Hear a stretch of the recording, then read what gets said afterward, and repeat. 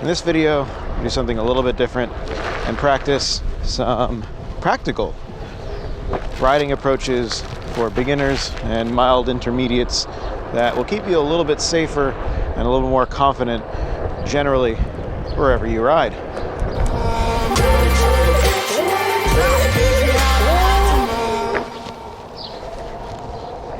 All right, now I want to do something different today. And I'm going to ride around a little bit, come across some things that may give some newer riders some trouble and give you a little bit of my thoughts as to how I would generally approach them. Now, a couple of things to note. I'm on the Pint. I am also wearing regular Converse, which is generally what I wear, just for convenience. I've been wearing this particular pair for a very long time. They are extremely broken in. They are worn out and worn in, and they provide quite a lot of board feel, not a whole lot of cushion or padding, and these aren't really long journey shoes. They're laced also fairly loosely in a way that I just slide them on, slide them off, and that's sort of what I tend to ride with just for the sake of convenience. And I mention that because the shoes that you wear can make a difference in not just your comfort, but your control of the one wheel and how much of it you feel, of the actual foot pads beneath your feet, as well as the texture of the road. And, well, I guess the texture of the terrain that you're riding over. Now, I tend to prefer more board feel to more cushion. I don't do a whole lot of very long rides. When I do, I try to accommodate that with something a little bit more robust in terms of the sole of the shoe. But these are things that you want to consider and mess around with in small increments. I've kind of settled into this setup of relatively flexible, thin shoes that offer me good board feel and higher pressure on the tire. This is a Hoosier Slick 5-inch tread width, so it's a 10.5 by 5.0 in D10 compound, and I believe it is currently inflated to about 28 psi. Now, I don't get a whole lot of cushion from this sort of a setup between the shoes and the board, but I do get a whole lot of feel. I can feel the texture of the ground, and whether it's rough pavement, smooth, fresh new pavement, broken up sidewalk, grass, dirt, gravel, I can sort of feel it all. And I tend to not worry that much about comfort as I do about control. I like to feel what I'm riding over, and I like to feel the board very, very readily underneath my feet. It just helps me sort of anticipate and control what the board does. Now, I use the word anticipate. Really, when it comes to practicing, I want to mention two things. The primary thing is that practice breeds familiarity, and familiarity is what removes a whole lot of panic from weird riding situations. And weird riding situations, forgive me, usually arise when the board does something that you feel you cannot control. And most of it you can control. The board shutting off or nose diving or just completely tossing you off, that enters a realm where you cannot control. But as far as the board's behavior, rolling over things, that is something you can control. And anticipating it and becoming familiar with it is where you get safety, confidence, and by extension, a little bit more fun. I'll show you what I mean. One of the most common posts and questions that I've seen on the Onewheel subreddit has to do with driveway bumps and dips and cracks. And basically, if you want to go up a driveway and the seam from the pavement to the driveway or sidewalk is not even, a lot of new riders can kind of get taken by surprise or thrown off in a way. I'm going to roll around and try to find some good examples of what I mean. But really, any step, any sort of lip. And this is before you get to actual curb drops, curb nudges, large bumps. I'm talking generally riding a line through your neighborhood, around the streets, and then having some trouble when you get to just a chunk of pavement or seams that you're not familiar with. And the approach is twofold, and you can kind of deal with them all the same. So let's find something like that. Now, I don't go very fast on the Pint. I don't think anyone should. It's not a very comfortable riding experience. But a lot of the bumps and driveway seams that you encounter can be taken care of with a little bit of speed. And I'm not talking about hitting them at 14 miles per hour right before pushback happens. I'm talking anywhere from 5 to 7 miles per hour. Usually the momentum of the board and you will handle it just fine. So here's a very low profile driveway bump. You can hit it head on, and as long as you get a little bit of speed going, the board will kind of just take care of it for you. And that's all you really need. We'll find a different one.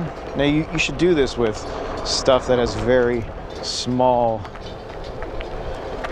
bumps, small little cracks, and then you sort of get the sensation for what it feels like coming off of the bump or lip and then going back onto the bump or lip. All right, you'll feel a bit of a knock, I don't know what to really call it. The board just sort of kicks up as it goes over. You feel the impact with your feet and you go over it. All right, getting a bit populated here. Let's find another location to practice this. And as we find another location, there's another bit of commentary I want to make. If you're just going to go out on your own for a ride, just for fun, just to look around instead of being cooped up inside, make the ride purposeful. You should practice the actual act of riding. I don't really do tricks, but occasionally when I get comments on my ride videos, they all revolve around the same thing, and that's when I ride, I practice. And this is the sort of thing that I practice. If I'm just going to go out and have fun and see the sights or do something, I make the ride as purposeful as possible. So a driveway bump, momentum will usually just take you over it. Now, if you're going to hit it head on, one other thing that I recommend you do is as soon as you hit it, and this will also take practice, you want to lean back a little bit. And that's a little bit easier when you've got some speed going. All right, it is jarring, but if you're practicing, when you hit a bump and you feel a little bit uncertain as you go up and you're about to land back over that bump, you're better off slowing down and regaining control as the board slows than trying to land straight, ending up going forward and your nose dips, which creates a sensation of accelerating and can make you panic even more.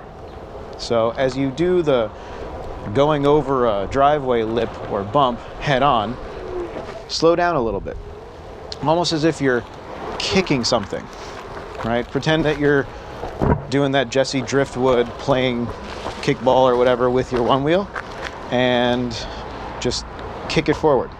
Right as you achieve the lift over the bump, kick the board back, lean back, so that way you decelerate.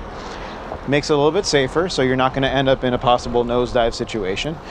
It's also likely that if your front foot slides up or around on the foot pad, it's not going to slide off the foot pad because you're bringing your feet with backward pressure. So that's one way to do it if you're going to take on a driveway lip straight on. Checking for traffic, car coming.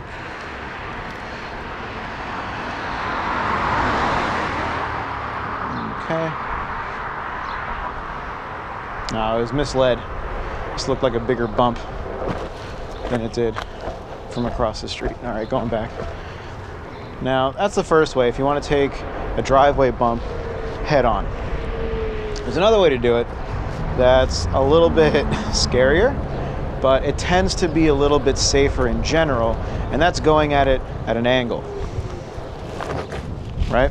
You just find the driveway or find the sidewalk bump that you want to approach, and then you go at it at an angle. What that does is it's less likely to just jar the board, and it's more likely to, oops, and it's more likely to catch on the face of the lip and just climb up it as opposed to bumping and jumping. I like that one a little bit better, but it takes a lot more practice, and here's why. If you pay attention to it, it rotates the board. As the tire climbs the lip, the board turns as it follows the contour of the lip. Now that can be jarring if you're not familiar with it because the board is turning. And that's actually, when I started riding, the most hazardous thing that I would do. I'd be riding fine on the street, cars would be chasing me down. Oh my God, I'm uncomfortable. I gotta get the hell out of this thing. I wanna go to the sidewalk. And I would find a driveway. Fantastic, it's a ramp. I don't have to jump up this. And then that little lip, as I was heading into it at an angle, would turn the board. Either toe side or heel side, it would turn it. The board would rotate. I'd feel that my whole world was sliding out from under me, and my feet would just slide off the board because I didn't anticipate it, right? Now, most lips that you would take diagonally are gonna be small. You don't wanna do this up a lip or a crack that's 3 inches high. That's profoundly dangerous. Those are things that you would develop a curb nudge or a curb bump technique for. But in terms of driveway lips and seams, a lot of this stuff can be taken diagonally, and that's when the board rotates. This is something that I recommend, as with everything else. You start very small, pick up a little bit of speed, and just let it happen. All right, now I let my ankles get a little bit loose in that instance, just to accentuate the turning motion, the twisting motion, and you want to try it from both sides, because that lip, the driveway lip, will rotate the board in whichever direction you are approaching it. So you want to get used to it rotating it backwards, and you want to get used to it rotating it frontwards. All right, now that's all an issue of practice and control in terms of your feet, your toes, your ankles, how you're gripping the board, and getting familiar with the sensation of the board rotating a little bit underneath you. If you can control that, if you can anticipate it and feel it, and you can counteract that force, you can get up driveway lips, sidewalk lips much more easily with a lot more confidence that by the time you actually get past the lip, you're not struggling to recover from a whole bunch of movement that you could defeat just by anticipating it. All right. I hope that was helpful. Whew. Quite the experience to comment on my riding while I'm actually doing it. But hopefully you took something away from this. And if this is something that is not problematic for you, fantastic. This video is really for beginner riders. I had a very hard time beginning. It took me a long time to get remotely comfortable on the Onewheel. In fact, there was a period of about 3 days with, I'm talking hours of practice per day, where I entirely regretted buying this thing. So don't feel like if you're having a hard time that you can't do it. That's certainly not the case. It's just a matter of practice. And if you're gonna go out for a few minutes, 10, 15 minutes, pay attention to how you ride, pay attention to where you ride, and make every single ride purposeful. Turn a casual cruise around your neighborhood into practice riding on the street. Otherwise, you just end up with a bunch of empty miles where you're not using the miles as practice, as learning, as an opportunity to get better at riding. Thank you for watching. If you do like this type of content, let me know in the comments below. You also get a nice sample of what it is when I cannot edit my riding or my speaking. All right. Once again, I hope this was helpful.